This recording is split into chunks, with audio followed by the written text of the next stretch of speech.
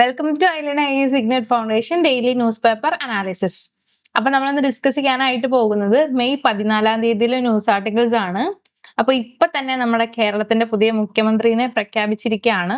അപ്പോ V D Satheesan 13ാമത്തെ Kerala chief minister ആവാനായിട്ട് പോവുകയാണ്.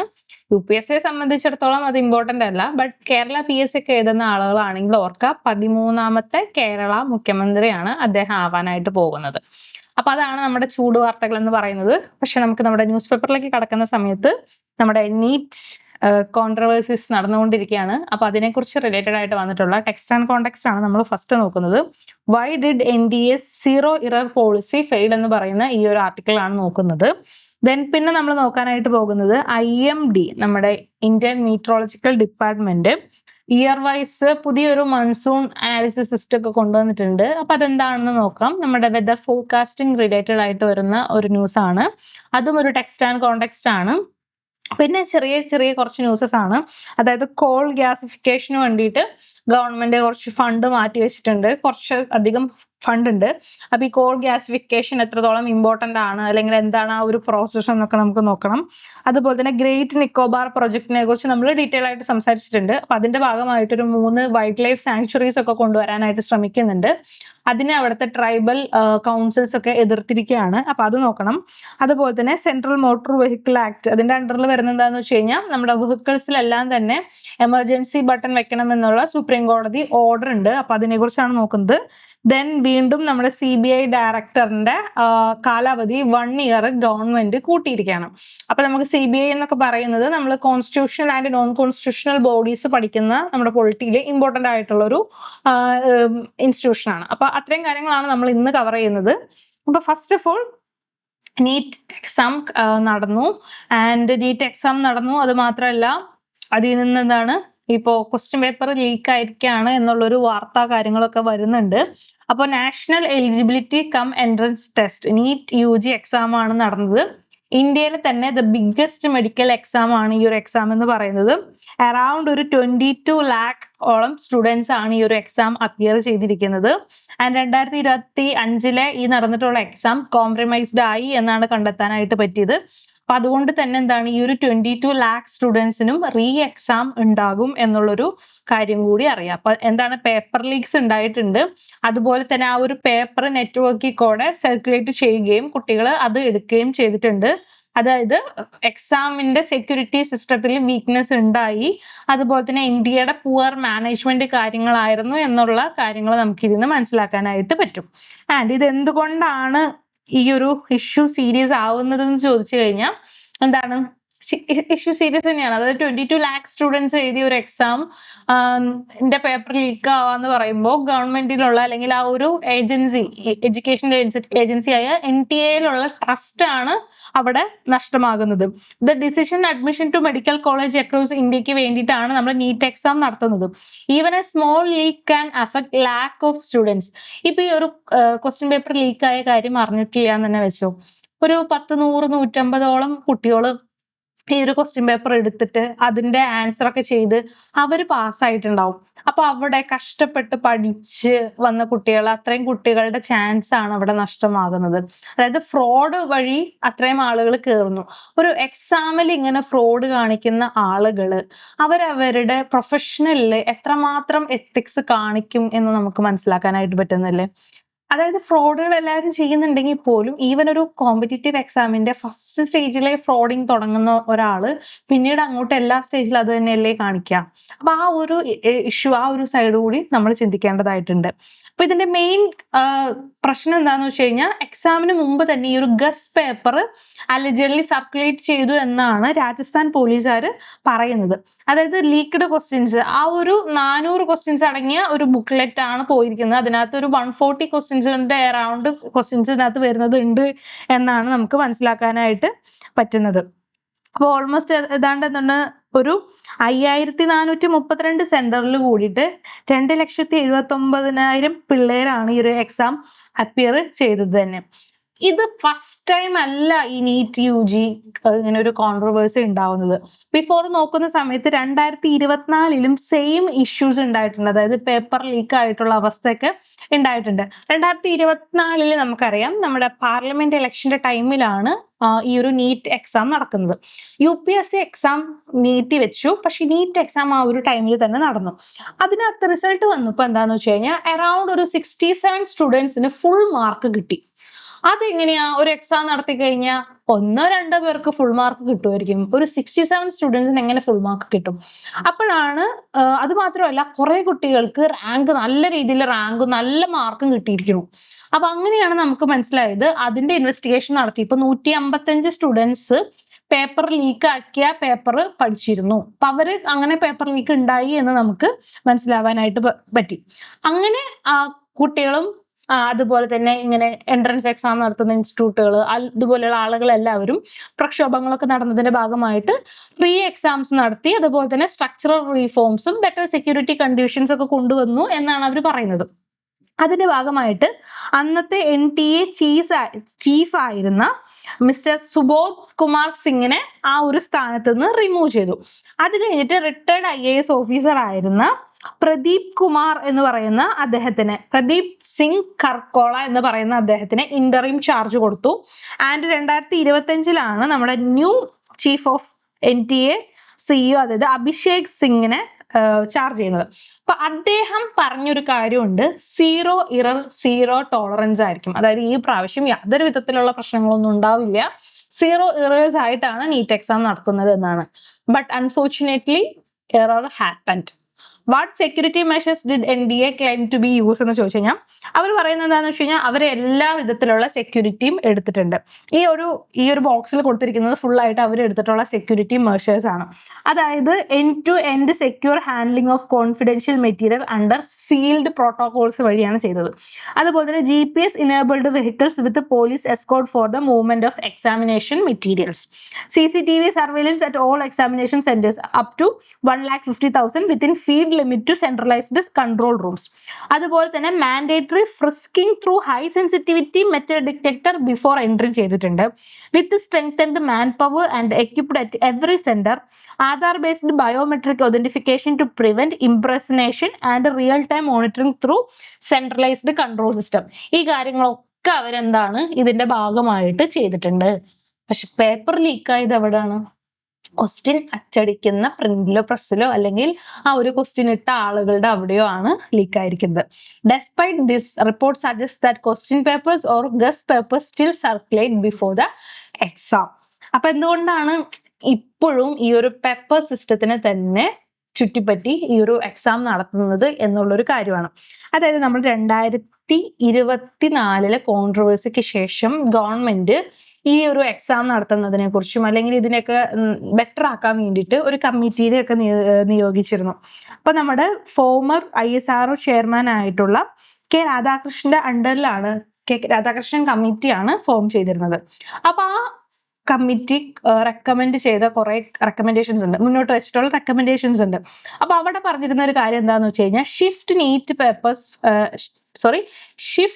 From paper to CBT testing. അതായത് കമ്പ്യൂട്ടർ ബേസ്ഡ് ടെസ്റ്റിംഗ് ആയിട്ട് നീറ്റിനെ മാറ്റാം.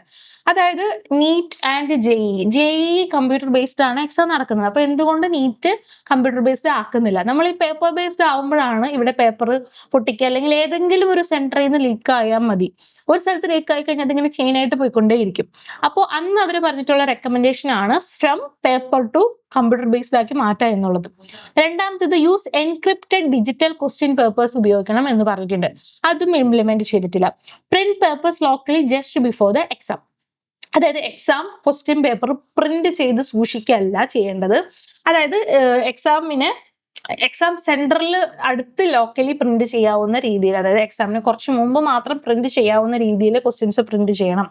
അതുപോലെ തന്നെ സ്ട്രെങ്തൻ ഡിജിറ്റൽ മോണിറ്ററിംഗ് സിസ്റ്റം എന്നുള്ള കാര്യങ്ങളും ഒക്കെ പറഞ്ഞിട്ടുണ്ട്. The committee said that the traditional pen and paper system is major security risk എന്നും അതിനകത്ത് പറഞ്ഞിട്ടുണ്ട്. പക്ഷെ ഇതിനകത്ത് പറഞ്ഞിട്ടുള്ള ഒന്നും തന്നെ ഇംപ്ലിമെന്റ് ചെയ്തിട്ടില്ല എന്നുള്ളതാണ് സത്യാവസ്ഥ എന്ന് പറയുന്നത്.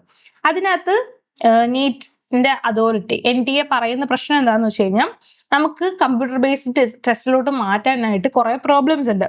അതായത് എനഫ് ആയിട്ടുള്ള കമ്പ്യൂട്ടർ സെന്റേഴ്സ് നമുക്ക് ഇല്ല എന്നുള്ളതാണ് ഒരു ക്ലെയിം. അതായത് ഇന്ത്യയിൽ ഇത്രയും കുട്ടികൾക്ക് 22 lakhs ഓഫ് സ്റ്റുഡൻസിന് എക്സാം നടത്താൻ പറ്റുന്ന കമ്പ്യൂട്ടർ സെന്റേഴ്സ് ഇല്ല. എക്സ്പെഷ്യലി ഇൻ റൂറൽ ഏരിയാസിൽ വരുന്ന സമയത്ത് അത്രയും വലിയ കമ്പ്യൂട്ടർ സിസ്റ്റംസ് കാര്യങ്ങളൊന്നും ഇല്ലാത്തത് കൊണ്ട് നോട്ട് ഇനഫ് കമ്പ്യൂട്ടർ സെന്റേഴ്സ്. അപ്പൊ അതൊരു പ്രശ്നം ആണ്. ആൻഡ് റൂറൽ കണക്ടിവിറ്റി ഇഷ്യൂസ് ഉണ്ട്. ഹ്യൂജ് നമ്പർ ഓഫ് കാൻഡിഡേറ്റ്സ് ആണ് എഴുതുന്നത്. 22 lakhs പ്ലസ് സ്റ്റുഡൻസ് എഴുതുന്നുണ്ട്. അതുപോലെ തന്നെ എന്താണ് coordination between education and health ministries ആവശ്യമുണ്ട്. ആൻഡ് ഈ ഒരു കമ്മിറ്റി റിപ്പോർട്ട് ഉണ്ടല്ലോ, അത് ഇംപ്ലിമെന്റ് ചെയ്യാനായിട്ടുള്ള പവർ NTA-ക്ക് ഇല്ല എന്നാണ് അവർ പറയുന്നത്. ഇത് high ministry level call involving both ministries of health and education കൂടി എടുക്കേണ്ട തീരുമാനമാണ്. അതൊരു NTA എന്ന് പറയുന്ന ഏജൻസിക്ക് മാത്രമായിട്ട് ഇംപ്ലിമെന്റ് ചെയ്യാനായിട്ട് പറ്റില്ല എന്നാണ് NTA പറഞ്ഞിരിക്കുന്നത്. അപ്പോൾ ഇതൊക്കെയാണ് അറ്റ് പ്രസന്റ് NTA-ക്ക് 552 CBT സെന്റേഴ്സ് ആണ് ഉള്ളത്. നമ്മുടെ JEE അതുപോലെ തന്നെ CUT എക്സാമുകളും അവിടെ നടത്തുന്നുണ്ട്. അപ്പൊ CUT JEE നടത്തുന്ന എക്സാമുകൾ എന്തുകൊണ്ട് NEET-ഉം നടത്തിക്കൂടാ എന്നുള്ളൊരു കൺഫ്യൂഷനും ഇവിടെ നിലനിൽക്കുന്നുണ്ട്. അപ്പൊ ഇതൊക്കെയാണ് ഓവറോൾ ഇതിന്റെ ഇഷ്യൂസ് കാര്യങ്ങളും ഒക്കെ വരുന്നത്. അപ്പൊ ഇങ്ങനെ ഒരു NTA പോലുള്ള ഒരു ഏജൻസി നടത്തുന്ന നീറ്റ് എക്സാം ഇങ്ങനെ പേപ്പർ ലീക്ക് കണ്ടിന്യൂസ്ലി കോൺട്രവേഴ്സി ഉണ്ടായിക്കൊണ്ടിരിക്കുകയാണ് എല്ലാ വർഷവും. കഴിഞ്ഞ വർഷം ഒഴിച്ചാൽ അതിന് മുമ്പത്തെ വർഷം അതിനു മുമ്പും ഒക്കെ ആയിട്ടും നീറ്റിൽ കണ്ടിന്യൂസ്ലി ഇങ്ങനെ ഇഷ്യൂസ് നടന്നുകൊണ്ടിരിക്കുകയാണ്. അപ്പൊ ഇത് ഇന്ത്യനെ നല്ല രീതിയിൽ അഫക്ട് ചെയ്യും. എങ്ങനെയാണ് അഫക്ട് ചെയ്യുക? ഒന്ന് എന്താണ്, പബ്ലിക് ട്രസ്റ്റ് നഷ്ടപ്പെടും എന്നുള്ളതാണ്. ട്രസ്റ്റ് ഇൻ പബ്ലിക് ഇൻസ്റ്റിറ്റ്യൂഷൻസ് നഷ്ടപ്പെടാനായിട്ടുള്ള ചാൻസ് കൂടുതലാണ്. Students lose confidence when high stakes exam face repeatedly. ഒരു പ്രാവശ്യമൊക്കെ ആണെങ്കിൽ ഓക്കെ, ബട്ട് റിപ്പീറ്റഡ്ലി ഇങ്ങനെ വരുന്ന സമയത്ത് കുട്ടികൾക്കും ഗവൺമെന്റിന് ഉള്ള ആ ഒരു ഇൻസ്റ്റിറ്റ്യൂഷൻസിനുള്ള ട്രസ്റ്റ് നഷ്ടപ്പെടും. അതുപോലെ തന്നെ എന്താണ്, mental stress on students. Mental stress ഉണ്ട്. എന്താ, ഒരു എക്സാം കഴിഞ്ഞ് കഴിയുമ്പോൾ സമാധാനപ്പെട്ടു നല്ലപോലെ എക്സാം എഴുതിയെന്ന് വിചാരിച്ചിരിക്കുന്ന കുട്ടികളോട് വീണ്ടും റീ എക്സാം എഴുതാൻ പറയുമ്പോൾ ഉള്ള ഒരു മെന്റൽ സ്ട്രെസ് ഉണ്ട്. Lack of aspirants prepared for years, retest increase anxiety and uncertainty. അപ്പോൾ അതും അവിടെ ഒരു പ്രശ്നമാണ്. അതുപോലെ തന്നെ എന്താണ്, നമുക്ക് എക്സാം റീഫോമുകൾ ആവശ്യം ആണ്. Need for exam reforms. അതായത് നമ്മൾ കമ്പ്യൂട്ടർ ബേസ്ഡ് എക്സാമുകൾ കൊണ്ടുവരണം. അതും സൈബർ സെക്യൂരിറ്റി സ്ട്രോങ് ആക്കണം. വെറുതെ ഒരു കമ്പ്യൂട്ടർ ബേസ്ഡ് എക്സാം ഒക്കെ കൊണ്ടുവന്നു കഴിഞ്ഞാൽ അതൊക്കെ കോപ്പി അടിക്കാനും അല്ലെങ്കിൽ അതൊക്കെ ഹാക്ക് ചെയ്യാനൊക്കെ പറ്റുന്നതാണ്. അപ്പോൾ ഡിജിറ്റൽ എക്സാംസ് കൊണ്ടുവരുന്ന സമയത്ത് ക്വസ്റ്റ്യൻ പേപ്പർ ആ ഒരു സെന്ററിലേക്ക് ഡിജിറ്റലി സെൻഡ് ചെയ്യുകയാണെങ്കിൽ പോലും അവിടെയും സെക്യൂരിറ്റി നോക്കേണ്ടത് ആവശ്യമാണ്. ബെറ്റർ ഡിജിറ്റൽ ഇൻഫ്രാസ്ട്രക്ചർ ഡെവലപ്പ് ചെയ്യണം. ഇൻഡിപെൻഡന്റ് ഓഡിറ്റ് സിസ്റ്റം കാര്യങ്ങളും ഫാസ്റ്റർ ഇൻവെസ്റ്റിഗേഷൻ മെക്കാനിസം കാര്യങ്ങളും നമ്മൾ കൊണ്ടുവരേണ്ടത് അത്യാവശ്യം ആണ്. അപ്പൊ നമ്മുടെ NTA പ്രോമിസ് ചെയ്തിരുന്നു zero error system after the 2024 controversy. But 2025 വരുന്ന സമയത്ത് എക്സാം സ്റ്റിൽ ഹാസ് വീക്ക്നെസ് എന്ന് നമുക്ക് മനസ്സിലാവാനായിട്ട് പറ്റും എന്നാണ് ഈ ഒരു ആർട്ടിക്കിളിൽ ഡിസ്കസ് ചെയ്യുന്നത്. ആൻഡ് നെക്സ്റ്റ് നമ്മൾ നോക്കുന്നത് what has the IMD announced ahead of this years monsoon എന്നുള്ളതാണ്. അപ്പൊ നമ്മുടെ ഇന്ത്യൻ മീറ്ററോളജിക്കൽ ഡിപ്പാർട്ട്മെന്റ് അതായത് IMD new block level monsoon forecasting system announce ചെയ്തിരിക്കുകയാണ്. അപ്പൊ ഈ ഒരു സൗത്ത് വെസ്റ്റ് മൺസൂണിന് മുമ്പ് ഈ പറയുന്ന new block level monsoon forecasting system കൊണ്ടുവരുമെന്നാണ് പറഞ്ഞിരിക്കുന്നത്. അപ്പൊ എന്താണെന്ന് ചോദിച്ചു കഴിഞ്ഞാൽ നമ്മൾ ഓവറോൾ മൺസൂൺ നോക്കുന്നത് എങ്ങനെയാ, ഓരോ സ്റ്റേറ്റിന്റെ മൺസൂൺ കാലം അങ്ങനെയൊക്കെയാണ്. പക്ഷെ ഇവിടെ എന്ന് പറഞ്ഞു കഴിഞ്ഞാൽ ഓരോ സ്റ്റേറ്റിനും ഓരോ ബ്ലോക്ക് വൈസ് ആയിട്ട് തിരിച്ചിട്ട് അവിടുത്തെ മൺസൂൺ എങ്ങനെയാ വരുന്നത്, അവിടുത്തെ അറൈവൽ എങ്ങനെയാണ്, അവിടെ മഴ എന്തോരം ഉണ്ട്, അങ്ങനെ ഓരോന്നും ബ്ലോക്ക് വൈസ് ആയിട്ട് തിരിച്ചിട്ട് നമ്മൾ അതിന്റെ ഡാറ്റ എടുക്കാനായിട്ട് പോവാണ്. അപ്പൊ 15 സ്റ്റേറ്റ്സിലാണ് നമ്മളിപ്പോൾ അത് കവറിങ് പോകാനായിട്ട് പോകുന്നത്. 15 സ്റ്റേറ്റ് പ്ലസ് 1 UT, അതുപോലെ തന്നെ അറൌണ്ട് 3196 ബ്ലോക്ക് ആയിട്ടാണ് നമ്മൾ ഇതിനെ ഡിവൈഡ് ചെയ്യാനായിട്ട് പോകുന്നത്. അപ്പോൾ മുമ്പ് നോക്കുന്ന സമയത്ത് സ്റ്റേറ്റ് ലെവൽ ഡിസ്ട്രിക്ട് ലെവൽ ആണ് നോക്കിയിരിക്കുന്നതെങ്കിൽ ഇപ്പോൾ നമ്മുടെ മൺസൂണിന്റെ അൺപ്രഡിക്റ്റബിലിറ്റി കാരണം നമ്മൾ ഈ ഒരു ഫോർകാസ്റ്റ് കുറച്ചുകൂടെ പ്രഡിക്റ്റബിൾ ആക്കാൻ വേണ്ടിയിട്ടാണ് ഈ ഒരു ബ്ലോക്ക് വൈസ് പ്രഡിക്ഷൻ കൊണ്ടുവരുന്നത്. ആൻഡ് ഇത് എന്തുകൊണ്ടാണ് ഇമ്പോർട്ടന്റ് എന്ന് ചോദിച്ചു കഴിഞ്ഞാൽ ഇന്ത്യയിലെ മൺസൂൺ നോക്കിക്കഴിഞ്ഞാൽ അൺഈവൻ ആണ്. ഈവൻ വിത്തിൻ 1 ഡിസ്ട്രിക്റ്റിൽ നോക്കുന്ന സമയത്തും പല സ്ഥലത്തും പല രീതിയിലാണ് വരുന്നത്. സം വില്ലേജസിൽ ഹെവി റെയിൻ കിട്ടും ആൻഡ് നിയർ ബൈ ഏരിയാസ് എന്ന് പറയുന്നത് ഡ്രൈ ആയിരിക്കും. അപ്പൊ അതുകൊണ്ട് തന്നെ ഇന്ത്യൻ മൺസൂൺ എന്ന് പറയുന്നത് ഹൈലി പാച്ചി ആൻഡ് വേരിയബിൾ ആണ്. സോ ദാറ്റ് അങ്ങനെ ഒരു ബ്ലോക്ക് ലെവൽ ഇത് നമ്മൾ കൊണ്ടുവരുന്നത്. അപ്പോൾ അങ്ങനെ ഒരു സംഭവം നോക്കുന്ന സമയത്ത് നമ്മുടെ ഡിസ്ട്രിക്ട് ഹെഡ്ക്വാർട്ടേഴ്സിൽ നോക്കുന്ന സമയത്ത് മൺസൂൺ വരുമ്പോൾ നിയർ ബൈ ഫാമിംഗ് ബ്ലോക്കിൽ ഇനഫ് റെയിൻഫോൾ ഉണ്ടാവില്ല. അപ്പൊ അതുകൊണ്ട് തന്നെ എന്താണ്, പല തരത്തില് ഇങ്ങനെ മഴ വരുന്ന സമയത്ത് നമ്മുടെ കൃഷിക്ക് ആവശ്യമായിട്ടുള്ള സോയിൽ, വിത്തിടുക കാര്യങ്ങൾ, അതിനൊക്കെ ഇത് അഫക്റ്റ് ചെയ്യും. കറക്റ്റ് പ്രെഡിക്റ്റ് ചെയ്തില്ല എന്നുണ്ടെങ്കിൽ ആ ഒരു ക്രോപ്പ് വിളവെടുക്കേണ്ട സമയത്തൊക്കെ മഴ പെയ്യുകയൊക്കെ ചെയ്ത് കഴിഞ്ഞാൽ അത് ക്രോപ്പ് ഡാമേജ് കാര്യങ്ങൾ ഉണ്ടാവും. പിന്നെ പ്രോപ്പർ ആയിട്ട് മൺസൂൺ കിട്ടിയില്ല എന്നുണ്ടെങ്കിൽ അതും ആ ഒരു ക്രോപ്പിന്റെ ഹെൽത്തിനെ ബാധിക്കും. So that delayed soil affect yield ഒക്കെ ഉണ്ടാവാനായിട്ട് പോകുന്നുണ്ട്. അപ്പൊ so that local forecast help farmers decide when to sow, which crop to plant and how to manage irrigation എന്നുള്ള ഒരു കാര്യം ആണ്. അപ്പൊ എങ്ങനെയാണ് ഈ ഒരു സിസ്റ്റം വർക്ക് ചെയ്യണമെന്ന് ചോദിച്ചു കഴിഞ്ഞാൽ, ഈ സിസ്റ്റം ചെയ്യാനായിട്ട് പോകുന്നത് എന്താണെന്ന് വെച്ച് കഴിഞ്ഞാൽ, നമ്മുടെ ഇത്രയും കാലത്തെ ഡാറ്റ കാര്യങ്ങളുണ്ട്, അതുപോലെ തന്നെ AI ബേസ്ഡ് അനാലിസിസ് ആണ് ചെയ്യാനായിട്ട് പോകുന്നത്. അപ്പൊ nearly 100 years of metrological data നമ്മുടെ കയ്യിലുണ്ട്.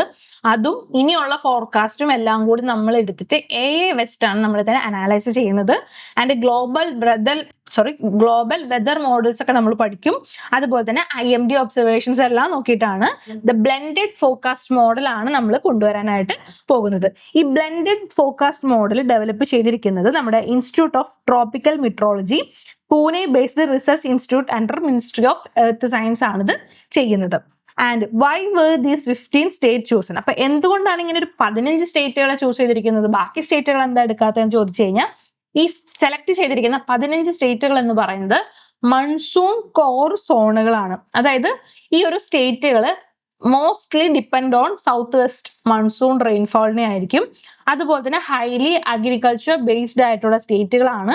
Most vulnerable to crop losses if forecast fail എന്നുള്ള രീതിയിലുള്ള സ്റ്റേറ്റുകളെയാണ് നമ്മൾ എടുത്തിരിക്കുന്നത്. അപ്പോൾ small forecasting errors can directly affect these state food, ആ ഒരു സ്റ്റേറ്റിന്റെ food production, farmer income, rural എക്കണോമിനെയൊക്കെ അഫക്ട് ചെയ്യുന്ന ഒരു ഏരിയാസിനെയാണ്. അപ്പൊ അങ്ങനെയുള്ള 15 സ്റ്റേറ്റുകളെയാണ് നമ്മൾ ഇതിനു വേണ്ടിയിട്ട് എടുത്തിരിക്കുന്നത്.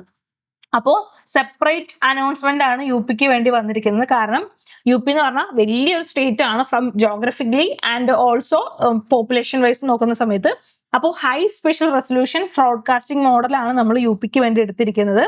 അതായത് 10-day forecast model, resolution of 1 kilometer, uses dense automatic weather state ഡാറ്റയൊക്കെയാണ് ഇവിടെ ഉപയോഗിക്കുന്നത്. And how well it will work in the first season നോക്കുന്ന സമയത്ത് നമുക്കറിയാം ഈ ഒരു ഇയറിൽ എൽനിനോ ഒക്കെ പ്രഡിക്റ്റ് ചെയ്തിട്ടുള്ളതാണ്. അപ്പൊ this year metrologist are watching the development of El Ninos. So that El Nino എന്ന് പറയുന്നത് വാർമിംഗ് ഓഫ് പസഫിക് വാട്ടേഴ്സ് ആണ്. അപ്പൊ അത് അവിടുത്തെ വാർമിംഗ് ഉണ്ടാവുന്നത് കാരണം ഇന്ത്യൻ മൺസൂൺ വീക്കൺ ആവും എന്നാണ് പറയുന്നത്. അപ്പോൾ IMD and global model expecting below normal rainfall from July onwards. നമുക്ക് ഈ പ്രാവശ്യം മഴ കുറവായിരിക്കുമെന്ന് നമ്മൾ പറഞ്ഞിരുന്നു. അപ്പൊ പോസിബിൾ ഇറാക്റ്റിക് റെയിൻഫാൾ പാറ്റേൺസ് ഉണ്ടാവാനായിട്ടുള്ള ചാൻസസ് ഉണ്ട്. This make accurate local forecasting even more important ആക്കുന്നു. ആൻഡ് ഇതിന്റെ സിഗ്നിഫിക്കൻസ് എന്തെല്ലാം എന്ന് ചോദിച്ചു കഴിഞ്ഞാൽ, ഈ ഒരു സിസ്റ്റത്തിന്റെ ഇങ്ങനെ ബ്ലോക്ക് ലെവൽ മോണിറ്റർ ചെയ്യുന്നതിന്റെ സിഗ്നിഫിക്കൻസ് എന്തെല്ലാമാണെന്ന് ചോദിച്ചു കഴിഞ്ഞാൽ, ഒന്ന് അഗ്രികൾച്ചർ ഫോക്കസ്ഡ് ഫോർകാസ്റ്റിംഗ് ആണ്. അപ്പൊ നമ്മൾ പണ്ട് മഴ പെയ്യില്ലേ എന്നുള്ള ഒരു കാര്യം മാത്രം നമുക്ക് അറിഞ്ഞാൽ മതി എങ്കിൽ പോലും ഇപ്പോ മഴേനെ ഡിപ്പെൻഡ് ചെയ്തിട്ട് നമ്മൾ ക്രോപ്പ് പ്ലാനിങ് ചെയ്യണം, ഇറിഗേഷൻ ഡിസിഷൻസ് എടുക്കുന്നതും ഡിസാസ്റ്റർ പ്രിപ്പയർനെസ് കാര്യങ്ങളൊക്കെ ചെയ്യുന്നത്. അപ്പൊ അഗ്രികൾച്ചർ ഫോക്കസ്ഡ് ആയിട്ട് നമ്മൾ ഫോർകാസ്റ്റിംഗ് ചെയ്യേണ്ടത് ആവശ്യമാണ്. Forecasters are now designed not just weather reporting but for crop planning, irrigation decision and disaster preparedness ഒക്കെ വരുന്നുണ്ട്. അതുപോലെ തന്നെ use in AI in weather prediction വരുന്നത് കൊണ്ട് തന്നെ IMD is increasing combining the traditional physics-based weather models with artificial intelligence and data analytics. അപ്പോൾ നമുക്ക് കൃത്യമായിട്ട് നല്ല രീതിയിൽ, ഹ്യൂമൻസ് അല്ലല്ലോ AI ആവുമ്പോൾ, അത്രയും ആക്യുറേറ്റ് ആയിട്ടുള്ള ഡാറ്റാസ് നമുക്ക് ഡെവലപ്പ് ചെയ്യാനായിട്ട് പറ്റുന്നുണ്ട്. അപ്പോൾ നമ്മുടെ ഈ ഒരു ന്യൂ IMDയുടെ ന്യൂ ബ്ലോക്ക് മോഡൽ ഫോർകാസ്റ്റ് എന്ന് പറഞ്ഞാൽ major step towards hyper local weather prediction in India ആണ് എന്നുള്ളൊരു കാര്യമാണ്. അപ്പോൾ it aim to help farmers make better agriculture decision especially during uncertain monsoon condition like phenomena like El Nino. അപ്പൊ അതിനൊക്കെ നമ്മളെ help ചെയ്യുന്നതാണ് എന്നുള്ളൊരു കാര്യമാണ് നമുക്ക് ഇതിൽ നിന്ന് മനസ്സിലാവാനായിട്ട് പറ്റുന്നത്.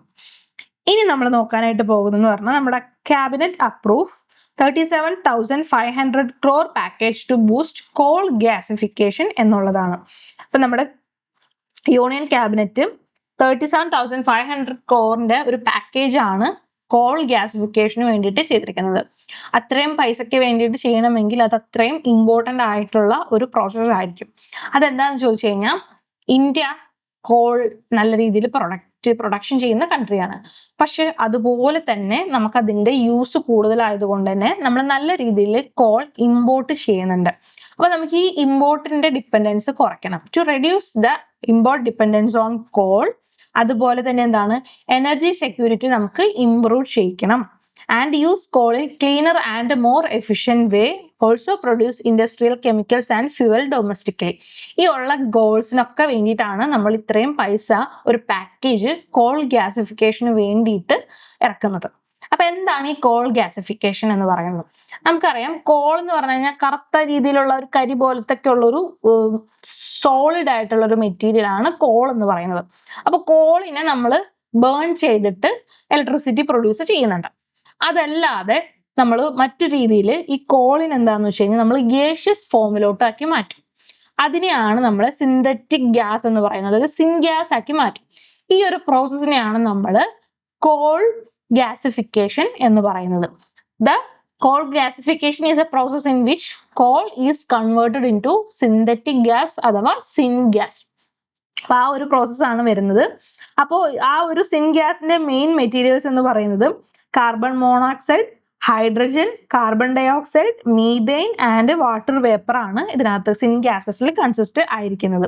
അപ്പൊ ഈ ഒരു ഗ്യാസസ് ഈ ഒരു സിൻഗ്യാസിലോട്ടാക്കി മാറ്റുന്ന സമയത്ത് ഈ ഗ്യാസിന് നമ്മൾ കുറെ കാര്യങ്ങൾക്ക് ഉപയോഗിക്കുന്നുണ്ട്. അതായത് നമ്മുടെ യൂറിയ ഫെർട്ടിലൈസേഴ്സ് ഉണ്ടാക്കാൻ, methanol, ammonia, synthetic natural gas, chemical and fuels ഒക്കെ ക്രിയേറ്റ് ചെയ്യാനായിട്ട് നമ്മളത് ഉപയോഗിക്കുന്നുണ്ട്. അപ്പൊ why coal gasification is promoted by India എന്ന് ചോദിച്ചു കഴിഞ്ഞാൽ, India import many products from coal and gas. So that the government said this, India's import bill for products such as LNG, urea, ammonia, methanol and cooking coal എന്ന് പറയുന്നത് around 2.77 lakh crore ആണ്. അതായത് നമ്മുടെ financial year 2025 നമ്മൾ ഈ പറയുന്ന LNG, urea, ammonia, methanol, cocking call ഒക്കെ import ചെയ്തിരിക്കുന്നതിന്റെ പൈസ എന്ന് പറയുന്നത് 2.77 lakh crore rupees ആണ്. അപ്പൊ അത്രയും പൈസ നമ്മൾ ഇമ്പോർട്ടിങ്ങിനായിട്ട് ഉപയോഗിക്കുന്നു. അപ്പൊ അതിന്റെ എമൗണ്ട് കുറയ്ക്കണം ഗ്രാജുവലി. അപ്പൊ അങ്ങനെ വരുന്ന സമയത്ത് നമ്മൾ കോൾ ഗ്യാസിഫിക്കേഷൻ ചെയ്യുകയാണെന്നുണ്ടെങ്കിൽ, the coal gasification aim to reduce this import by producing such materials domestically. നമ്മൾ ഡൊമസ്റ്റിക്കലി അപ്പൊ കോൾ നമുക്ക് ഇമ്പോർട്ട് ചെയ്തിട്ട് കോളിന് നമ്മൾ ഗ്യാസിഫിക്കേഷൻ ചെയ്താൽ മതി. അല്ലാതെ ഈ ഇതിന്റെ ബൈ പ്രൊഡക്റ്റ് ആയിട്ടുള്ള യൂറിയയും അമോണിയയും ഒന്നും നമ്മൾ ഇമ്പോർട്ട് ചെയ്യേണ്ട. ഒരു മെറ്റീരിയല് അതിന്റെ റിസോഴ്സ് ആയിട്ട് നമ്മൾ ഉപയോഗിക്കുന്നതും അതിന്റെ വേറൊരു മെറ്റീരിയൽ ആയിട്ട് നമ്മൾ ഇമ്പോർട്ട് ചെയ്യുമ്പോഴും എന്താണെന്ന് വെച്ച് കഴിഞ്ഞാൽ പൈസ വ്യത്യാസമുണ്ട്. കാരണം അതിന്റെ ആ ഒരു സോളിഡ് മെറ്റീരിയൽ ആകുമ്പോൾ അതിനകത്ത് വലിയ പ്രോസസ്സിങ് കാര്യങ്ങളൊന്നും ഇല്ല. അപ്പൊ അത് കുറച്ച് പൈസ കുറവായിരിക്കും. പക്ഷെ അതിനെ പ്രോസസ്സ് ചെയ്ത് ഗ്യാസ് ഒക്കെ ആക്കി മാറ്റുന്ന സമയത്ത് ആ പ്രൊഡക്ഷൻ കോസ്റ്റും കൂടി നമ്മുടെ അടുത്ത് നിന്ന് ഈടാക്കും. അപ്പൊ ഇമ്പോർട്ട് പൈസ കൂടും. അതിലും നല്ലത് കോളിന് നമുക്ക് തന്നെ കൊണ്ടുവന്നിട്ട് ഗ്യാസിഫിക്കേഷൻ ചെയ്യേണ്ടതല്ലേ. ആൻഡ് ഇതിന്റെ കീ ഫീച്ചേഴ്സ് എന്ന് പറഞ്ഞു കഴിഞ്ഞാൽ ഗവൺമെന്റിന്റെ ഫിനാൻഷ്യൽ സപ്പോർട്ടാണ്. ഇപ്പൊ government will provide financial support incentive for coal gasification project. അപ്പോൾ ഇൻസെന്റീവ് സ്ട്രക്ചർ എന്ന് പറയുന്നത്, അതായത് ഒരു 20% support for plant and machinery കോസ്റ്റിനാണ് വരുന്നത്. അതായത് ഒരു സിംഗിൾ പ്രൊജക്റ്റ് ആണെങ്കിൽ മാക്സിമം ഒരു 5,000 crore കിട്ടും. അല്ല ഒരു project related to synthetic gas അതുപോലെ തന്നെ യൂറിയ ആണെന്നുണ്ടെങ്കിൽ 9,000 crore പെർ പ്രൊജക്റ്റും കിട്ടുന്നതാണ്. അതായത് ഒരു single company can receive up to 12,000 crore for ഈ ഒരു പ്രൊജക്ട് കാറ്റഗറീസിലും ഒക്കെ വേണ്ടിയിട്ട്. അപ്പൊ ഇത് നമ്മുടെ ഒരു ലോങ് ടൈം ആയിട്ടുള്ള ഒരു ഗോൾ ആണ്. Coal linkage texture extended up to 30 years, 30 വർഷത്തോളമാണ് ഇത് വരുന്നത്. Give companies long term fuel സെക്യൂരിറ്റിക്കൊക്കെ വേണ്ടിയിട്ടാണ് ഇത് വന്നിരിക്കുന്നത്. ഇപ്പൊ ഇന്ത്യയുടെ ടാർഗറ്റ് എന്ന് പറയുന്നത് ഗ്യാസിഫൈ 75 million tons of coal and ignite. This contribute to natural target of 100 million tons by 2030. അതായത് 100 million tons by 2030 ആണ് നമ്മുടെ ലക്ഷ്യം വരുന്നത്, കോൾ ഗ്യാസിഫിക്കേഷൻ ഒക്കെ വരുന്നത്. അപ്പൊ ഇതിനെന്താണ് ഗവൺമെന്റ് വിളിക്കുന്നത്? സസ്റ്റൈനബിൾ എന്നാണ്. എന്താണ് സസ്റ്റൈനബിൾ എന്ന് ചോദിച്ചു കഴിഞ്ഞാൽ, കോൾ ഗ്യാസിഫിക്കേഷൻ ചെയ്യുന്ന സമയത്ത് ഈ ഒരു കോൾ മോർ എഫിഷ്യന്റ് ആണ്. അപ്പൊ അതുകൊണ്ട് തന്നെ നല്ല രീതിയിൽ കത്തുകയും അപ്പൊ നമുക്ക് കാർബൺ എമിഷൻസ് ഒക്കെ കുറയ്ക്കാൻ പറ്റും, ഒഴിവാക്കാനായിട്ട് പറ്റില്ല. Pollutants can be controlled better and useful chemicals can be extracted ഒക്കെയാണ്. ക്ലീനർ യൂസ് ഓഫ് കോൾ നമുക്ക് എൻഷുർ ചെയ്യാനായിട്ട് പറ്റും. പക്ഷേ കോൾ ഗ്യാസിഫിക്കേഷനിൽ കാർബൺ എമിഷൻസ് ഉണ്ട്. അതുകൊണ്ട് അത് ഫുള്ളി ക്ലീനർ ആണെന്ന് നമുക്ക് പറയാനായിട്ട് പറ്റില്ല. ആൻഡ് ഹൈ വാട്ടർ കൺസംഷൻ വരുന്നുണ്ട്. അതുപോലെ തന്നെ എക്സ്പെൻസീവ് ടെക്നോളജി ആണ്. Risk of locking India in to long time coal ഡിപ്പെൻഡൻസിലൊക്കെ വരാനായിട്ടുള്ള ചാൻസസ് ഒക്കെ ഉണ്ട്. അപ്പൊ ഇങ്ങനത്തെ നെഗറ്റീവ് സൈഡ് കൂടി ഇതിനകത്ത് ഉണ്ട് എന്ന് മനസ്സിലാക്കാം. And the next news is about നമ്മുടെ ഗ്രേറ്റ് നിക്കോബാർ പ്രൊജക്ടിനെ കുറിച്ചൊക്കെ നമ്മൾ ഡിസ്കസ് ചെയ്തിട്ടുള്ളതാണ്. അപ്പൊ ഗ്രേറ്റ് നിക്കോബാറിൽ ഒരു 3 വൈൽഡ് ലൈഫ് സാങ്ച്വറീസ് ബിൽഡ് ചെയ്യാനായിട്ട് ഉദ്ദേശിക്കുന്നുണ്ട്. അപ്പൊ അതിനെ നിക്കോബാർ ഐലാൻഡിലുള്ള നിക്കോബാറീസ് ട്രൈബ്സ് എതിർത്തിരിക്കുകയാണ്. അപ്പോൾ അവരുടെ കൺസെന്റ് എടുക്കാതെയാണ് ഇങ്ങനെ ഒരു തീരുമാനം എടുത്തിരിക്കുന്നത് എന്നാണ് പറയുന്നത്. ആൻഡ് ഫോറസ്റ്റ് റൈറ്റ് ആക്ട് എന്താണ് ഇവിടെ വയലേറ്റ് ചെയ്തിട്ടുണ്ട്. Sanctuaries may affect traditional tribal right and cultural practice എന്നാണ് പറയുന്നത്. അപ്പോൾ ഗ്രേറ്റ് നിക്കോബാർ പ്രൊജക്റ്റിലോട്ട് ഞാൻ വീണ്ടും പോകുന്നില്ല. ആൻഡ് ഒരു വൈൽഡ് ലൈഫ് സാങ്ച്വറീസ് പ്രപ്പോസ് ചെയ്തിരിക്കുന്നത് ലിറ്റിൽ നിക്കോബാർ, മെൻചാൽ, അതുപോലെ തന്നെ മിയോറി ഐലൻഡ്സിലൊക്കെയാണ്. പേര് പ്രൊനൗൺസിയേഷൻ കറക്റ്റ് ആണെന്ന് എനിക്ക് അറിയില്ല, നിങ്ങൾ വായിച്ചു നോക്കാം. അപ്പൊ ഈ ഒരു സാങ്ച്വറീസ് ഇവർ ഡെവലപ്പ് ചെയ്യുന്നത് എന്തിനാന്ന് വെച്ച് കഴിഞ്ഞാൽ ടു പ്രൊട്ടക്ട് നമ്മുടെ കുറച്ച് സ്പീഷീസ് ഉണ്ട്. Leather backed turtle sanctuary in LNI, അതുപോലെ തന്നെ megapode sanctuary in all Menchal and coral sanctuaries on entire Meroe island. അതായത് നമ്മുടെ ലെതർ ബാക്ക് ടർട്ടിലും നിക്കോബാർ മെഗാപോഡ്, ഇതൊരു ബേർഡ് സ്പീഷീസ് ആണ്, ആൻഡ് കോറൽ എക്കോസിസ്റ്റം. ഇതിനെയൊക്കെ കൺസർവ് ചെയ്യാൻ വേണ്ടിയിട്ടാണ് ഈ ഒരു 3 വൈൽഡ് ലൈഫ് സാങ്ച്വറീസ് ഒക്കെ ഇവര് ഗവൺമെന്റ് തീരുമാനിച്ചിരിക്കുന്നത്. പക്ഷെ നിക്കോബാറിസ്, ലിറ്റിൽ ആൻഡ് ഗ്രേറ്റർ നിക്കോബാറിലുള്ള ട്രൈബൽ കൗൺസിൽസ് ഇതിനെ എതിർക്കുന്നത് എന്തിനാന്ന് ചോദിച്ചു കഴിഞ്ഞാൽ, ഒന്നാമത്തെ കാര്യം ലാക്ക് ഓഫ് കൺസൾട്ടേഷൻ ആണ്. അതുകൊണ്ട് തന്നെ എന്താണ്, ലോക്കൽ കമ്മ്യൂണിറ്റിനെ കൃത്യമായിട്ട് കൺസൾട്ട് ചെയ്തിട്ടില്ല. ആൻഡ് ഈ ഒരു ലാൻഡ് ട്രഡീഷണലി അവർ ഓൺ ചെയ്യുന്നതാണ്. അപ്പൊ അവർക്ക് അവിടെ കൾച്ചറൽ സിഗ്നിഫിക്കൻസ് കാര്യങ്ങളുണ്ട്. അപ്പോൾ അത് meeting happened without adequate tribal participation ഒക്കെ ആയിരുന്നു. പിന്നത്തേതെന്ന് പറഞ്ഞാൽ രണ്ടാമത്തേത് കൾച്ചറൽ ആൻഡ് സ്പിരിച്വൽ കൺസേൺ ആണ്.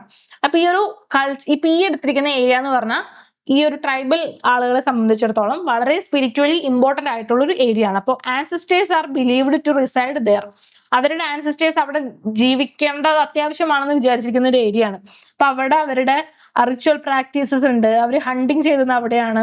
പ്ലാന്റേഷൻ ആക്ടിവിറ്റീസ് കാര്യങ്ങളുണ്ട്. കൺസർവേഷണൽ ട്രഡീഷൻസ് കാര്യങ്ങളൊക്കെ ഉണ്ട്. അപ്പൊ അതൊക്കെ അവരോട് കൺസൾട്ട് ചെയ്യാണ്ട് ഒരു തീരുമാനം എടുക്കുമ്പോൾ അതൊന്നും പ്രോപ്പർ ആയിരിക്കില്ല. ആൻഡ് മൂന്നാമത്തെന്ന് പറഞ്ഞാൽ ഫോറസ്റ്റ് റൈറ്റ് ആക്ട് കൺസേൺസ് ഒന്നും നോക്കിയിട്ടില്ല എന്നുള്ളൊരു കാര്യമാണ്. അപ്പൊ അത്രയും കാര്യങ്ങളാണ് നമുക്ക് ഇതിനകത്ത് നോക്കാനായിട്ടുള്ളത്. ആൻഡ് ഇതിനകത്ത് മറ്റ് ഇമ്പോർട്ടന്റ് ആയിട്ടൊരെണ്ണം വരുന്നത് മലാക്ക സ്ട്രൈറ്റ് ആണ്. ഗ്രേറ്റ് നിക്കോബാർ എവിടെയാണ് വരുന്നത്? മലാക്ക സ്ട്രൈറ്റിലാണ് ലൈ ചെയ്യുന്നത് എന്നുള്ള കാര്യം കൂടി ഓർത്തിരിക്കാം. ആൻഡ് നെക്സ്റ്റ് ന്യൂസ് എന്ന് പറഞ്ഞിരിക്കുന്നത് നമ്മുടെ സുപ്രീം കോടതി ordered the state to install panic buttons and trafficking devices in public transport എന്നുള്ള ന്യൂസ് ആണ്. അതായത് നമ്മുടെ പബ്ലിക് ട്രാൻസ്പോർട്ട് ബസ്സുകളിൽ, പഴയ KSRTC ബസ്സിൽ നമ്മൾ ഓടുന്നതിലൊന്നും നിങ്ങൾ കണ്ടിട്ടുണ്ടാവില്ല. ബട്ട് നമ്മുടെ ലോ ഫ്ലോർ AC, അതുപോലെ തന്നെ ഇപ്പൊ ട്രിവാൻഡ്രത്തൊക്കെ പോകുന്ന 3AC ബസ്സുകൾ, 3A ബസ്സുകളൊക്കെ ഉണ്ടല്ലോ. അപ്പൊ അതിനകത്തൊരു റെഡ് ബട്ടൺ കാണും, അല്ലെങ്കിൽ SOS എന്ന് എഴുതിയ എമർജൻസി ബട്ടൺ ഒക്കെ കാണും. നമ്മുടെ സ്വിഫ്റ്റ് ബസ്സുകളിലൊക്കെ കാണാനായിട്ട് പറ്റും. അപ്പൊ അങ്ങനത്തെ ബട്ടൺസ് എല്ലാ സ്റ്റേറ്റിലെയും എല്ലാ വെഹിക്കിൾസിലും വേണമെന്നാണ് സുപ്രീം കോടതിയുടെ ഓർഡർ വന്നിരിക്കുന്നത്. The court said these safety measures എന്ന് പറഞ്ഞാൽ നമ്മുടെ already central motor vehicle act CMV rules 1989 already പറഞ്ഞിട്ടുള്ളതാണ് എന്നാണ് പറയുന്നത്. അപ്പൊ ഇത് എന്തിനാന്ന് വെച്ച് കഴിഞ്ഞാൽ നമ്മുടെ സേഫ്റ്റി എൻഷുർ ചെയ്യാൻ വേണ്ടിയിട്ടാണ്. Bench of justice JB Pardiwala and KV Vishwanath observed that safety rules are being widely ignored across the country. നമ്മുടെ കൺട്രിയിൽ മൊത്തത്തിൽ സേഫ്റ്റി റൂൾസ് എല്ലാം വയലേറ്റ് ചെയ്യുന്നതായിട്ടാണ് കാണുന്നത്. അതുകൊണ്ട് തന്നെ സ്ട്രിക്റ്റ് എൻഫോഴ്സ്മെന്റ് ഓഫ് റൂൾസ് ആവശ്യമാണ്. Time bound installation of devices ensure ചെയ്യണം. അതുപോലെ തന്നെ മോണിറ്ററിംഗ് കംപ്ലൈൻസ് ബൈ സ്റ്റേറ്റ്സും എൻഷുർ ചെയ്യേണ്ടത് ആവശ്യമാണെന്നാണ് സുപ്രീം കോടതി പറഞ്ഞിരിക്കുന്നത്. ആൻഡ് അതായത് പാനിക് ബട്ടൺസ് ഉണ്ടാവണം എന്നുള്ളതാണ്. പാനിക് ബട്ടൺസ് അല്ലെങ്കിൽ എമർജൻസി ബട്ടൺസിന്റെ ഇമ്പോർട്ടൻസ് എന്താണെന്ന് ചോദിച്ചാൽ, ഈ ഒരു ബട്ടൺസ് കണക്ട് ചെയ്തിരിക്കുന്നത് എന്തെങ്കിലും എമർജൻസി സിറ്റുവേഷൻ ഉണ്ടായി കഴിഞ്ഞാൽ പാസഞ്ചേഴ്സിന് ആ ഒരു ബട്ടൺ പ്രസ് ചെയ്യാൻ വേണ്ടിയിട്ടാണ്. അതായത് വുമൺ സേഫ്റ്റി ഒക്കെ എൻഷുർ ചെയ്യണം. അതുപോലെ തന്നെ എന്തെങ്കിലും ഒരു നമുക്ക് ഫിസിക്കലി പെട്ടെന്നൊരു അറ്റാക്ക് പോലെ വന്നു, പാനിക് ആയിട്ട് വന്നു, അല്ലെങ്കിൽ നമ്മൾ ഒറ്റയ്ക്കാണ് യാത്ര ചെയ്യുന്നത്, വേറെ ഒരു മെയിൽ അല്ലെങ്കിൽ കുറച്ചു കൂട്ടം ആളുകളുടെ ഇടയിൽ ഒരു ഫീമെയിൽ ഒറ്റയ്ക്കാണ് യാത്ര ചെയ്യുന്നത്. അപ്പൊ അവരിൽ നിന്ന് ഫിസിക്കലി എന്തെങ്കിലും അല്ലെങ്കിൽ വെർബലി ഒക്കെ ഉണ്ടാകുന്ന സമയത്ത് അവർ പാനിക്കായി, അപ്പൊ അവർക്ക് ഒരു പോലീസ് സപ്പോർട്ട് വേണമെന്നുണ്ടെങ്കിൽ അവർ ആ ഒരു പാനിക് ബട്ടൺ പ്രസ് ചെയ്താൽ മതി. അപ്പൊ പാനിക് ബട്ടൺ പ്രസ് ചെയ്യുമ്പോൾ അവിടെ നിന്നുള്ള ഡാറ്റ അടുത്തുള്ള പോലീസ് സ്റ്റേഷനിലേക്ക് എമർജൻസി മെസ്സേജ് പോകും.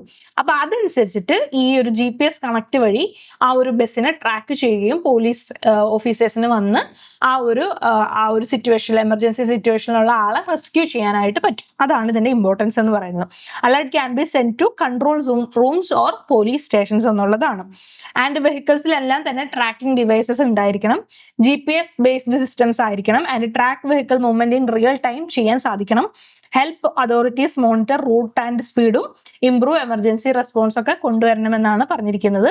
അതുപോലെ തന്നെ മൂന്നാമത് പറഞ്ഞിട്ടുള്ള ഒരു കാര്യം എന്ന് പറയുന്നത് സ്പീഡ് ഗവേണേഴ്സ് വെക്കണം എന്നുള്ളതാണ്. അതായത് ബസ്സിൽ സ്പീഡ് നിയന്ത്രിക്കാൻ വേണ്ടിയിട്ട് ഉള്ള speed governors, limit vehicle speed automatically, reduce over speeding and aim to lower accident റേറ്റ്സിനൊക്കെ വേണ്ടിയിട്ടാണ് ഇത് കൊണ്ടുവന്നിരിക്കുന്നത്.